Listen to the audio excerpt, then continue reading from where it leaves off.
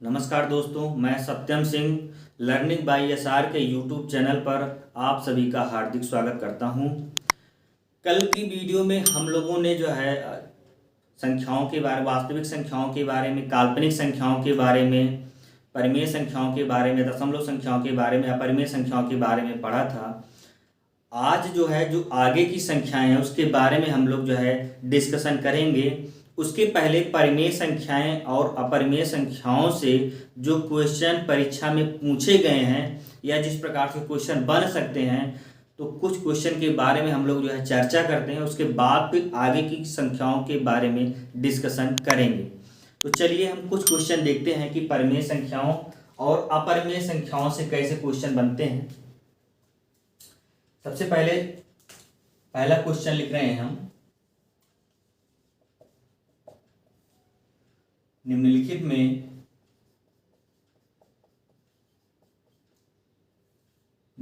में से परिमेय संख्या है। परिमेय संख्या है। पहला ऑप्शन है 1.010010001 एंड सो ऑन। ठीक है। बी दूसरा ऑप्शन है इसमें 2.371 एंड सो ऑन। ठीक है। तीसरा ऑप्शन है इसमें √2 - 1 अपान √2 + 1 और चौथा ऑप्शन है इसमें पाई। अब देखिए इसमें हमको बताना है कि इसमें चारों संख्याओं में जो चारों ऑप्शन दिया गया है इसमें परिमेय संख्या कौन सी है। तो क्या करेंगे, यहाँ पे देखिए पहला ऑप्शन क्या दिया गया है। जो पहली संख्या है ये क्या है, रिपीटिंग डेसिमल है कि नॉन रिपीटिंग डेसिमल है। तो हम लोग जानते हैं जो रिपीटिंग डेसिमल होता है उसमें कोई निश्चित संख्या बार बार रिपीट होती रहती है। तो ये जो रिपीट हो रही है ये देखो क्या कोई निश्चित संख्या रिपीट हो रही है इसमें। यहाँ पे 01 है, फिर 001 है, 0001 है। तो क्या एक कोई निश्चित संख्या है? नहीं है। तो ये रिपीटिंग डेसिमल नहीं होगा। ये क्या होगी, ये नॉन रिपीटिंग डेसिमल होगी। और जो नॉन रिपीटिंग डेसिमल होती है वो अपरिमेय संख्या होती है। हमसे पूछा गया है कि परिमेय संख्या कौन सी है, तो ये तो परिमेय संख्या नहीं होगी, ये अपरिमेय संख्या है। ठीक है। सी में देखिए हमने कल बताया था जब कोई अपरिमेय संख्या और परिमेय संख्या एक दूसरे को जब चाहे गुणा कर दें या एक दूसरे को जोड़ दें या एक दूसरे को घटा दें, ठीक है, या एक दूसरे को भाग दे दें, तो जो पूरी संख्या बनती है वो अपरिमेय संख्या होती है। यहाँ पे √2 अपरिमेय संख्या है, एक परिमेय संख्या है। तो अपरिमेय में से परिमेय संख्या को घटा दिया गया है, तो जो पूरी संख्या उसके बाद डिवाइड भी कर दिया गया है, तो जो पूरी संख्या बनेगी ये क्या होगी, एक अपरिमेय संख्या होगी। तो यहाँ पे क्या होगा, ये भी परिमेय संख्या नहीं। ठीक। और यहाँ पे तो देखिए हमने बताया ही था कि जितने स्पेशल कैरेक्टर होते हैं वो सारी क्या होती हैं, वो अपरिमेय संख्याएं होती हैं। ये भी परिमेय संख्या नहीं है। तो हमारे सामने एक ही ऑप्शन बचा है। यहाँ देखो यहाँ पे ये रिपीटिंग डेसिमल है। क्यों? क्योंकि 371 रिपीट हो रहा है। ठीक है, 371 रिपीट हो रहा है, तो क्या होगी, ये रिपीटिंग डेसिमल होगी। और जो रिपीटिंग डेसिमल होती हैं वो परिमेय संख्याएं होती हैं। तो हमारा ऑप्शन बी सही हो जाएगा।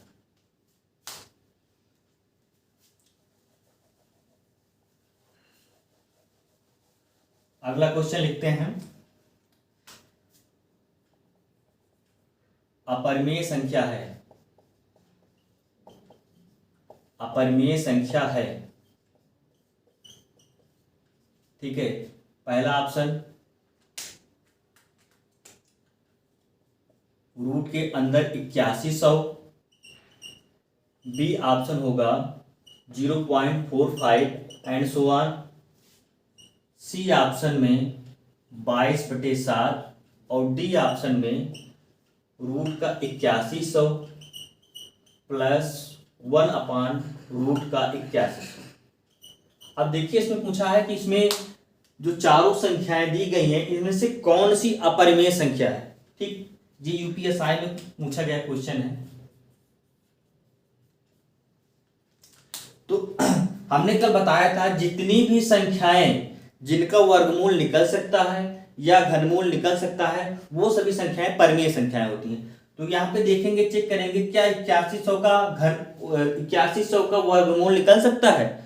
बिल्कुल निकल सकता है। जब इसका वर्गमूल निकालेंगे तो इसका वर्गमूल 90 आएगा। 90 को हम 2 बार गुणा करेंगे तो कितना आ जाएगा? 2 जीरो बढ़ जाएगा, 9 का 9 में गुणा करेंगे कितना हो जाएगा? 8100। ठीक है। हालांकि वर्गमूल घनमूल निकालना जो है, जब चैप्टर पढ़ाएंगे वर्गमूल और घनमूल तो वहां पे बताएंगे। तो यहाँ पे 8100 किसका? 90 का जो है पूर्ण वर्ग है। ठीक है। तो 8100 का वर्गमूल निकल जाएगा तो क्या होगी? एक परिमेय संख्या होगी। ठीक। तो अपरिमेय संख्या ही नहीं है, ये परिमेय संख्या है। 22/7 या तो P/Q के रूप में है। ठीक है। ये भी पूर्णांक का हमने बताया भी था कि 22/7 क्या होती?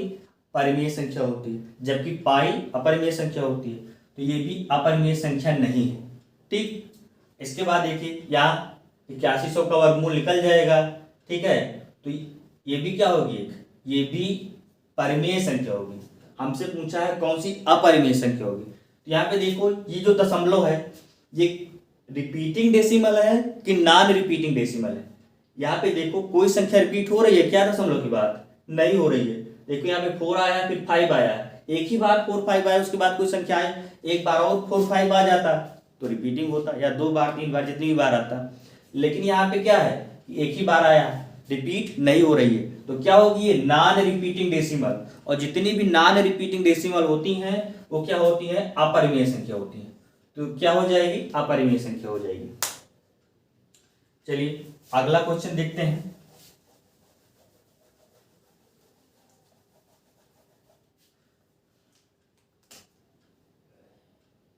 एक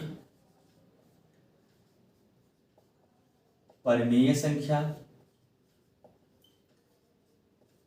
और एक अपरिमेय संख्या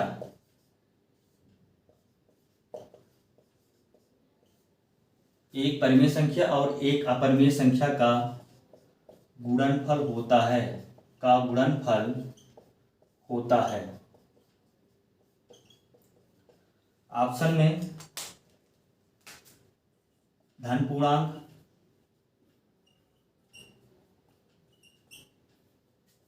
बी परिमेय संख्या,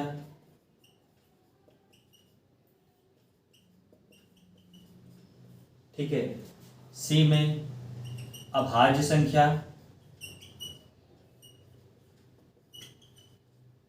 और डी में अपरिमेय संख्या। अपरिमेय संख्या। ठीक है। यहाँ पे पूछा गया है कि जब हम एक परिमेय संख्या और एक अपरिमेय संख्या का गुणनफल करवाते हैं तो उनके गुणनफल से जो प्राप्त संख्या होती है वो कौन सी संख्या होती है? वो धन पूर्णांक होती है कि परिमेय संख्या होती है या अभाज्य संख्या होती है या अपरिमेय संख्या होती है? तो हमने कल बताया था, जब भी हमने क्या बताया था कि जब भी मान लीजिए कोई ये अपरिमेय संख्या है, ठीक है, इसमें हम किसी परिमेय संख्या से गुणा करवा दें, जैसे 6 से गुणा करवा दें, ठीक है, 6 एक परिमेय संख्या है और रूट के अंदर जो 3 है ये अपरिमेय संख्या है। जब दोनों का गुणा करवाएंगे, जब गुणनफल से जो प्राप्त संख्या पूरी संख्या क्या होगी? अपरिमेय संख्या होगी। हमने कल बताया था। तो यहाँ पे क्या हो जाएगा? जब भी एक परिमेय संख्या और एक अपरिमेय संख्या को गुणा करवाते हैं तो गुणनफल से जो प्राप्त संख्या होती है वो क्या होगी? अपरिमेय संख्या होगी। ठीक है। हमने ये भी बताया था, चाहे गुणनफल करवाएं, चाहे दोनों को जोड़ दें या दोनों को जो है घटा दें या भाग दे दें, ठीक है, तो हमेशा क्या होगा? जो संख्या प्राप्त होगी वो एक अपरिमेय संख्या होगी। चलिए अगला क्वेश्चन देखते हैं।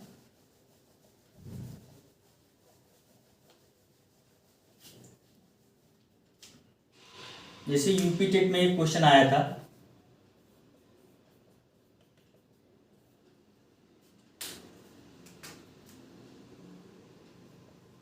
निम्न में से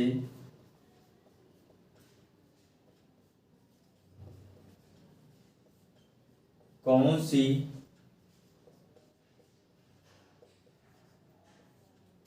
परिमेय संख्या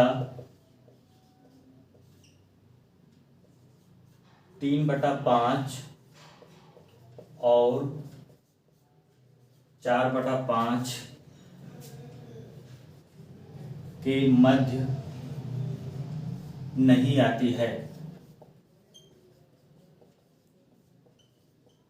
ठीक है, इसमें जो ऑप्शन है वो है, पहला है 7/10, बी है 19/30, सी है 2/3 और डी है 16/30। ठीक है, अब यहाँ पे देखिए यहाँ पे पूछा गया है कि जो परिमेय संख्या 3/5 और 4/5 है, इन दोनों के बीच में कौन संख्या नहीं आती है। ठीक है, तो क्या करेंगे, यहाँ पे जो चारों संख्याएं दी गई हैं इसमें से 3 संख्या तो बीच में होगी, कोई एक संख्या होगी जो इन दोनों के बीच में नहीं होगी, तो वही संख्या हमको बताना है। तो जब भी इस तरह का क्वेश्चन आए तो सबसे पहले हम लोग क्या करेंगे, हम लोग भिन्न को दशमलव में बदल लेंगे। ठीक है, तो कल हमने बताया था कि भिन्न को दशमलव में कैसे बदलते हैं, तो आज हम बदल रहे हैं। देखो 5 से 3 में भाग नहीं जाएगा क्योंकि 3 छोटा है, तो क्या करेंगे, यहाँ पे पॉइंट लगाएंगे तो कितना हो जाएगा 30। 5 से भाग देंगे 30 में कितनी बार जाएगा, 6 बार, 5 6 30। ठीक, 0.6 आ गया। ऐसे इसको भी देखेंगे, यहाँ पे 5 से भाग नहीं जाएगा 4 में, तो क्या करेंगे, दशमलव लगाएंगे, 40 हो जाएगा। 5 से भाग देंगे 40 में कितनी बार जाएगा, 8 बार। ठीक है, अब यहाँ पे जितनी भिन्न है सबको दशमलव बदल लो। यहाँ पे 10 से 7 में भाग नहीं जाएगा तो दशमलव लगाएंगे, 70 हो जाएगा। 10 से भाग देंगे 70 में कितनी बार जाएगा, 7 बार। यहाँ पे देखिए 30 से भाग 19 में नहीं जाएगा क्योंकि 19 छोटा है, दशमलव लगाएंगे, कितना हो जाएगा 190। 30 से भाग देंगे 190 में कितनी बार जाएगा, 6 बार जाएगा। ठीक है, घटाने के बाद कितना आएगा 10। अब 10 का कितना बन जाएगा 100। 30 से भाग देंगे 100 में कितनी बार जाएगा, 3 बार जाएगा। ठीक, फिर 10 आ जाएगा, फिर 10 का 100 बन जाएगा, फिर 30 से भाग देंगे कितनी बार जाएगा, 3। ऐसे आता रहेगा, हमको उससे मतलब नहीं है, हम केवल दशमलव के 2 अंक तक निकालेंगे बस। ठीक है, अब यहां हम भाग देंगे, 3 से भाग देंगे 2 में, तो यहाँ पे नहीं जाएगा तो दशमलव उतार देंगे। 3 से भाग देंगे 20 में। ठीक है, यहाँ पे दशमलव लगाने के बाद एक जीरो यहाँ पे बढ़ जाएगा।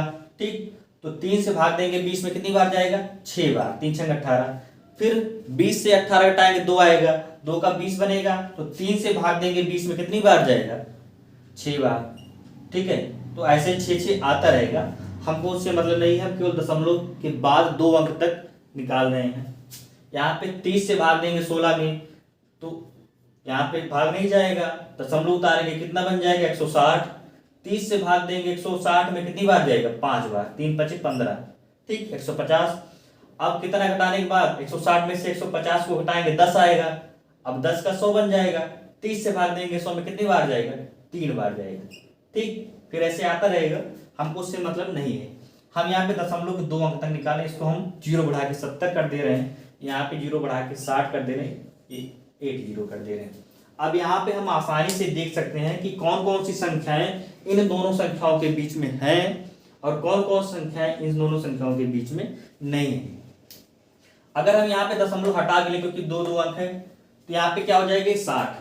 ठीक है, एक हम मान ले रहे हैं कि माना 60, यहाँ पे दशमलव सब में दशमलव लगा है, दशमलव के बाद 2 अंक है, तो यहाँ पे हम दशमलव हटाएंगे, क्या हो जाएगा 60, ये 80। तो यहाँ पे देखिए 60 और 80 है, तो क्या 70 जो है वो 60 और 80 के बीच में है, बिल्कुल है, क्योंकि 60 से बड़ा है 70 और 80 से छोटा है।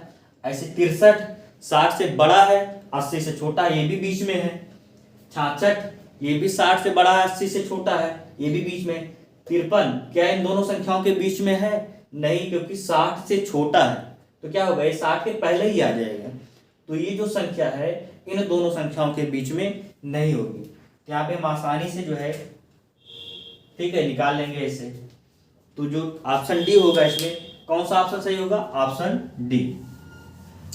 चलिए अब इसके बाद जो है हम एक टॉपिक के बारे में जो है चर्चा करते हैं, 2 संख्याओं के बीच में परिमेय संख्या निकालना। उसके बाद फिर हम आगे की संख्याओं के बारे में जो है डिस्कशन करेंगे। उसके पहले हम देखते हैं 2 संख्याओं के बीच में, 2 संख्याओं के बीच में के बीच की परिमेय संख्या निकालना। परिमेय संख्या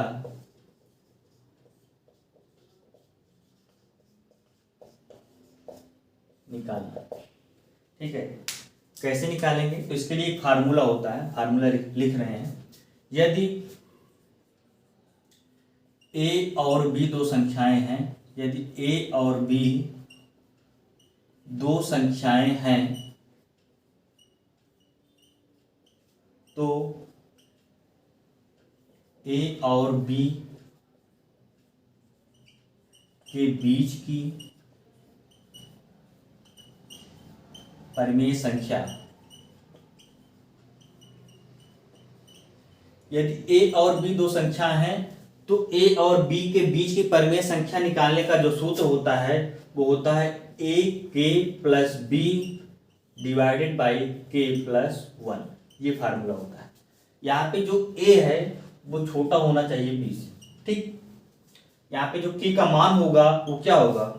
1 2 3 4 5 एंड डॉट डॉट डॉट कोई मान हो सकता है। यहाँ पे अगर हमको पहली संख्या, बीच की पहली संख्या निकालनी है तो k का मान 1 रखेंगे, ठीक है। बीच की दूसरी परिमेय संख्या निकालनी है तो k का मान 2 रखेंगे। तीसरी संख्या निकालनी है तो k का मान 3 रखेंगे। अभी क्वेश्चन के माध्यम से हम समझाते हैं। तो चलिए हम एक क्वेश्चन ले रहे हैं, उसके माध्यम से समझ रहे हैं कैसे क्वेश्चन यहाँ से पूछा जाता है। जैसे 3 और 4 और 5 के बीच की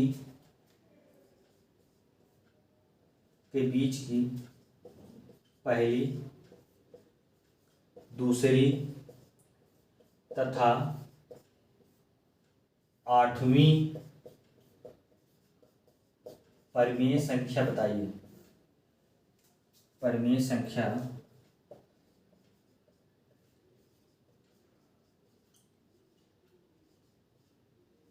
बताइए, ठीक है।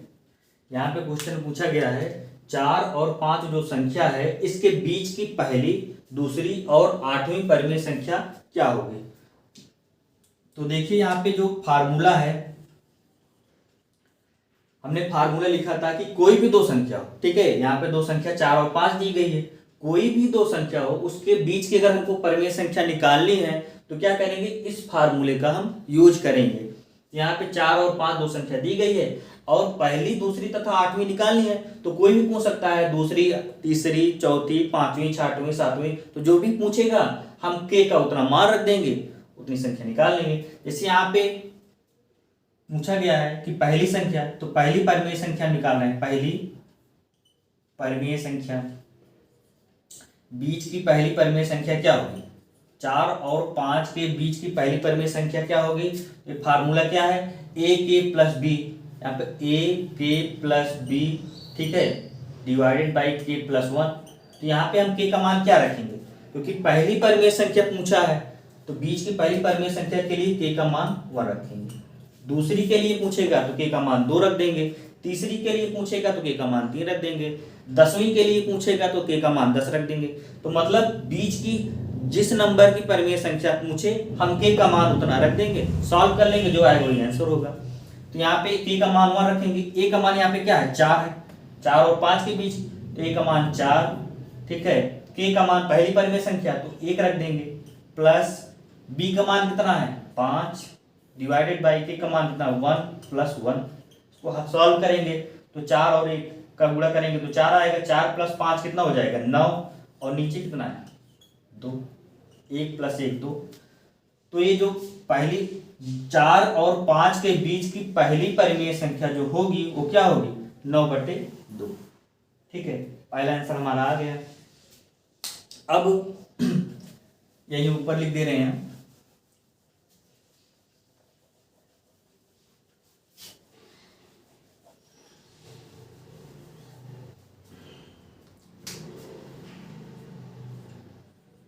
चार और 5 के बीच की दूसरी परिमेय संख्या, तो तो दूसरी परिमेय संख्या के लिए क्या लिखेंगे, k का मान 2। तो यहाँ पे क्या हो जाएगा, a का मान 4 था, 4, k का मान 2 प्लस b का मान 5 था, ठीक है। तो k प्लस 1, k का मान 2 है, प्लस 1। इसको सॉल्व करेंगे तो 4 दूनी 8, 8 प्लस 5 13, 2 प्लस 1 3, कितना आ गया 13/3। तो 4 और 5 के बीच की दूसरी परिमेय संख्या कौन सी होगी, 13/3। ऐसे 8वीं पूछा है, यहाँ पे 8वीं निकाल लेंगे। 4 और 5 के बीच की 8वीं परिमेय संख्या, ठीक है, 8वीं निकालना है, यहाँ पे 8वीं निकाल लेंगे। a का मान 4 है। अब 8वीं पूछा है तो यहाँ पे k बराबर कितना लेंगे, k बराबर 8 लेंगे। 4 गुणे 8 प्लस 5 बटे k का मान 8 है, 8 प्लस 1। उसको सॉल्व करेंगे तो 8 चौक 32, 32 5 37, 8 प्लस 1 9, ये आ गया, ठीक है। तो ऐसे जो भी संख्या पूछे, ठीक है, दो संख्याएं दी होंगी और उनके बीच की परिमेय संख्या हमसे पूछे, चाहे पहली पूछे, दूसरी, चौथी, पांचवी, छठवीं, तो जो भी संख्या पूछे उस फार्मूले में क्या करेंगे, k का उतना मान रख देंगे और संख्याएं a का मान b का मान दिया रहेगा, सॉल्व कर लेंगे, जो आएगा वही आंसर होगा। तो चलिए यहाँ से अब जो क्वेश्चन आएगा आई होप आप लोग जो है कर लेंगे। अब ऐसे ही अगर दो संख्याएं दी हों और उन संख्याओं के बीच की अपरिमेय संख्या पूछे, तब उसके लिए क्या फार्मूला होता है, तो उसके लिए फार्मूला लिखते हैं,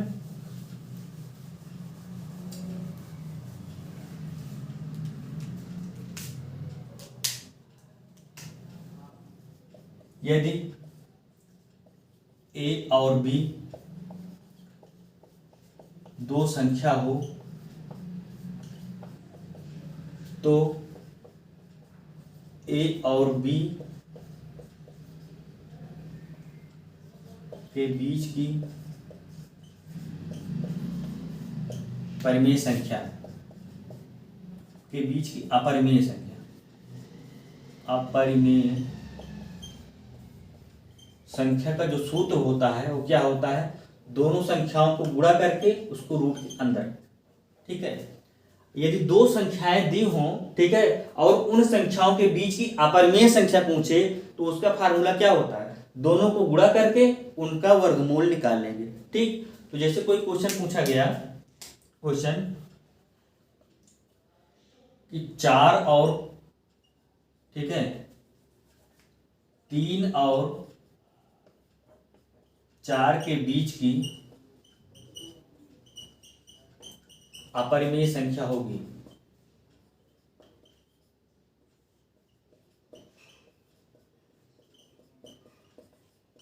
चार 3 और 4 के बीच की अपरिमेय संख्या क्या होगी, तो क्या होगा, यहाँ पे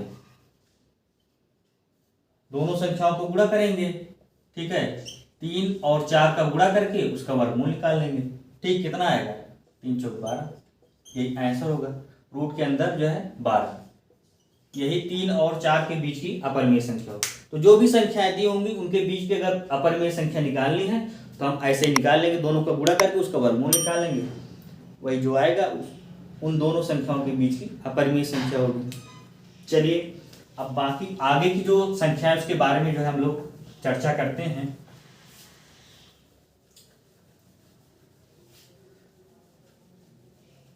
अब इसके बाद जो है प्राकृतिक संख्याएं क्या होती हैं, प्राकृतिक संख्याएं, प्राकृतिक संख्या वे संख्याएं जो गिनने की क्रिया करती हैं, वे संख्याएं जो गिनने की क्रिया करती हैं, प्राकृतिक संख्याएं कहलाती हैं।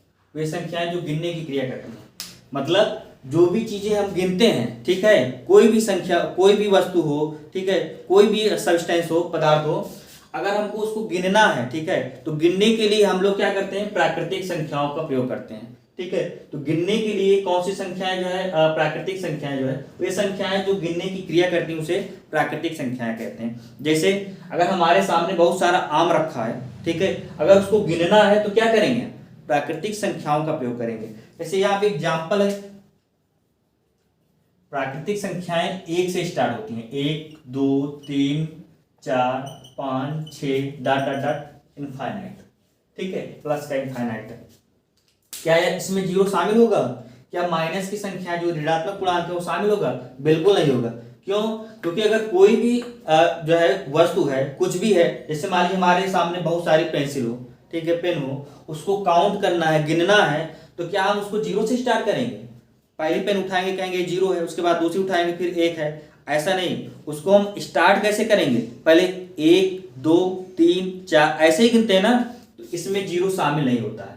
ठीक, क्या हम कहते हैं कि जो हमारे सामने पेंसिल है, कुछ पेंसिल है या कुछ आम है, क्या माइनस का 5 आम है? क्या जो है कुछ आम रखे हैं, उसको हम शुरुआत करेंगे जीरो से स्टार्ट करेंगे उसको गिनना? बिल्कुल नहीं। तो यहाँ पे जो संख्याएं होती गिनने के लिए उपयोग करते हैं, उसकी शुरुआत क्या करते हैं? शुरुआत कहाँ से होती है? 1 से शुरुआत होती है।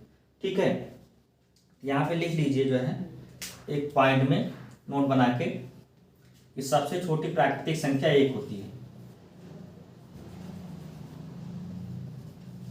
सबसे छोटी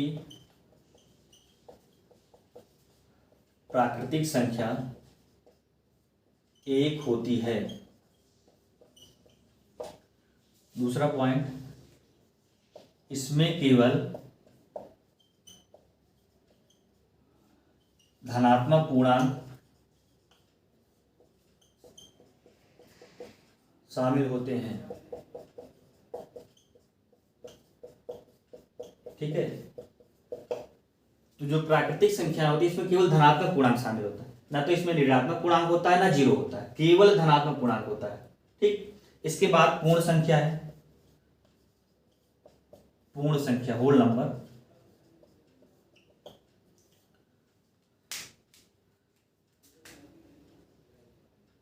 शून्य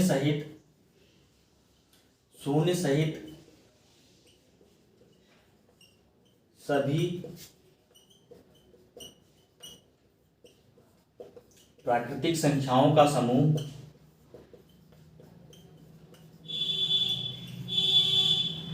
पूर्ण संख्या कहलाता है। पूर्ण संख्या कहलाता है। ठीक है, जब सभी प्राकृतिक संख्याओं में हम शून्य को भी शामिल कर लेते हैं तो जो पूरी संख्या बनती है वो पूर्ण संख्या कहलाती है। ठीक है, जैसे प्राकृतिक संख्या हमारी 1 से स्टार्ट होती है, 1 2 3 4 5 and dot dot dot infinite तक। अगर हम इसमें जीरो को भी शामिल कर लें, शून्य को भी शामिल कर ले, तो ये जो संख्या बनेगी क्या होगी? ये पूर्ण संख्या होगी। ठीक, यहाँ पे एक पॉइंट लिख भी लीजिए कि सबसे छोटी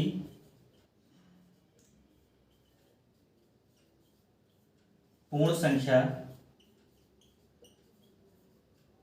सबसे छोटी पूर्ण संख्या शून्य होती है।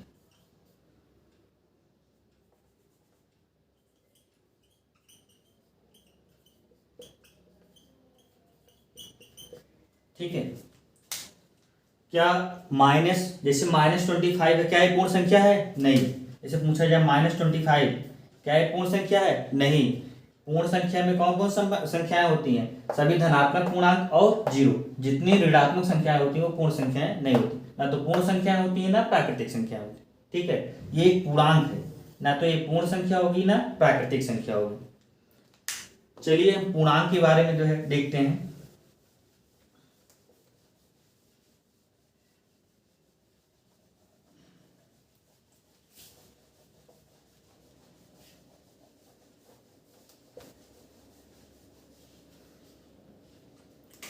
पूर्णांक इंटीजर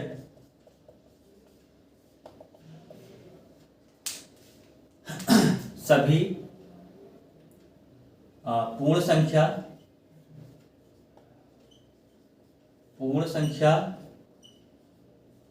और ऋणात्मक संख्याओं के संग्रह को पूर्णांक कहते हैं। ठीक है, अभी हमने देखा कि जो पूर्ण संख्या है और ऋणात्मक संख्या है, इन दोनों को अगर मिला दिया जाए तो जो संख्या हमारे सामने बनेगी वो क्या होगी? पूर्णांक।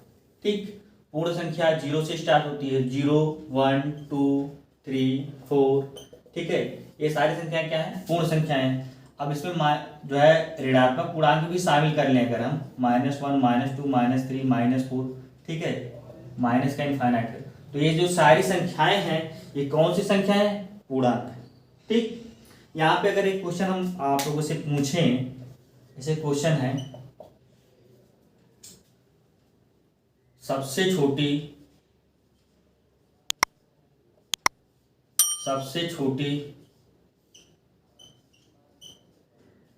पूर्णांक संख्या है, तो सबसे छोटी पूर्णांक संख्या है, ऑप्शन दे रहे हैं आप लोगों को, जैसे 0 -1 माइनस का इनफाइनाइट और प्लस का इनफाइनाइट। इसमें सबसे छोटी पूर्णांक संख्या कौन सी है, आप लोग बताइए।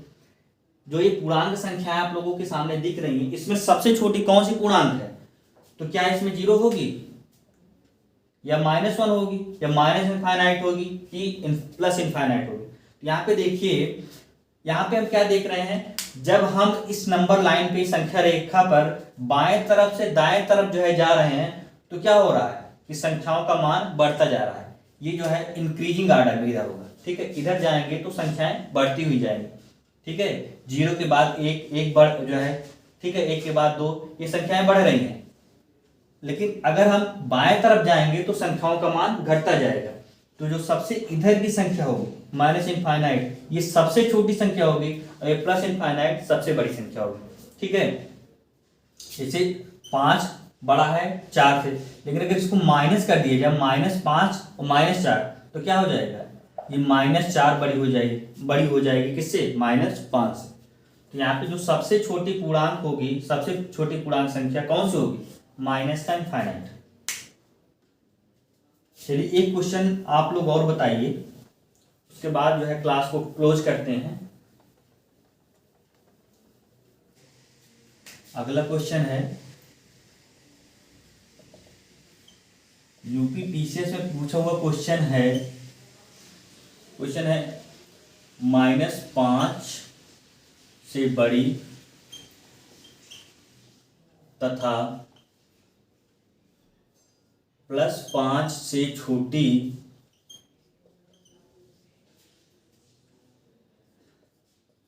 सभी प्राकृतिक संख्याओं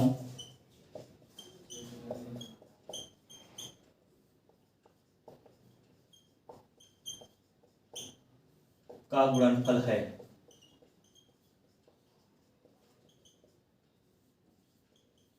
ठीक है, ऑप्शन है, ए है, ठीक, माइनस जो है 14,400, बी है 0, सी में है 24 और डी में है 576।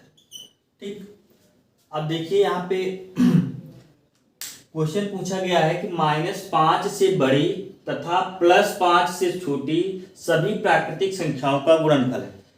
तो यहाँ पे पहले लिख रहे हैं -5 से बड़ी जो संख्याएं हैं, -5 से बड़ी, उसके बाद -4 आएगी, उसके बाद -3 आएगी, -2 आएगी, -1 आएगी, फिर 0, +1, +2, +3, +4, ठीक है, +5 से छोटी होगी। तो -5 और +5 के बीच में इतनी संख्याएं होंगी, तो इनका जो है इनमें से छोटी सभी प्राकृतिक संख्याओं का गुणनफल पूछ रहा है। तो बहुत लोग क्या करेंगे जल्दबाजी में, यहाँ पे क्या करेंगे, सबका गुणा करवा देंगे, और सबका गुणा करवा देंगे तो यहाँ पे 0 भी है, क्योंकि कितनी भी बड़ी संख्या है अगर उसमें 0 आ गया है तो सबका गुणनफल क्या हो जाएगा, 0 हो जाएगा। तो यहाँ पे तुरंत वो क्या करेंगे, 0 ऑप्शन में भी है, तो यहाँ पे आंसर क्या लगा देंगे, 0। लेकिन यहाँ पे ध्यान से देखने वाली बात क्या है, यहाँ पे पूछा है सभी प्राकृतिक संख्याओं का गुणनफल पूछा है। तो यहाँ पे देखो, जितनी ऋणात्मक संख्या हो तो प्राकृतिक संख्याएं होती नहीं है, 0 भी प्राकृतिक संख्या नहीं होती है, तो हमसे किससे मतलब है, केवल प्राकृतिक संख्याओं से मतलब है। तो यहाँ पे सबका गुणनफल नहीं पूछा है, इसके बीच में जो प्राकृतिक संख्याएं हैं उन्हीं का गुणनफल पूछा है। तो इन संख्याओं से हमको कोई मतलब ही नहीं है, हमको केवल प्राकृतिक संख्याओं से मतलब है। तो प्राकृतिक संख्याओं को गुणा करवा देंगे, इसको गुणा करवा देंगे, कितना आएगा 2 3 6 और 6 का 4 में गुणा करेंगे कितना आएगा 24 आ जाएगा। तो हमारा ऑप्शन कौन 24 कहाँ है, ऑप्शन नंबर सी हमारा सही हो जाएगा। ठीक है, तो यहाँ पे जो है आप लोग अब जो है वीडियो क्योंकि जो है बहुत लंबी हो रही है, तो यहाँ पे हम इस वीडियो को यहीं पे क्लोज करते हैं। अगले वीडियो में जो सारी संख्याएं बची हैं, सम संख्या, विषम संख्या, भाज्य संख्या, अभाज्य संख्या, सहभाज्य संख्या, ठीक है, जुड़वा भाज्य संख्या, तो इतनी सारी संख्याओं के बारे में डिस्कशन करेंगे और कल ये टॉपिक जो है समाप्त हो जाएगा। उसके बाद अगला टॉपिक हम उठाएंगे। चलिए, आप लोग जो है हंसते रहिए, मुस्कुराते रहिए और अपना ध्यान रखिए। धन्यवाद, नमस्कार।